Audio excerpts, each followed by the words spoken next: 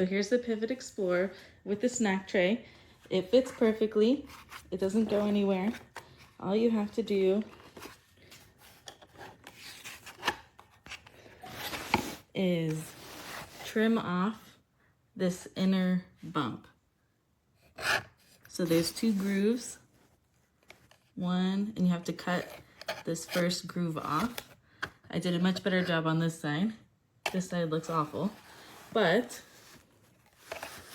it still fits in there perfectly. Nice and secure, not going anywhere. I love it.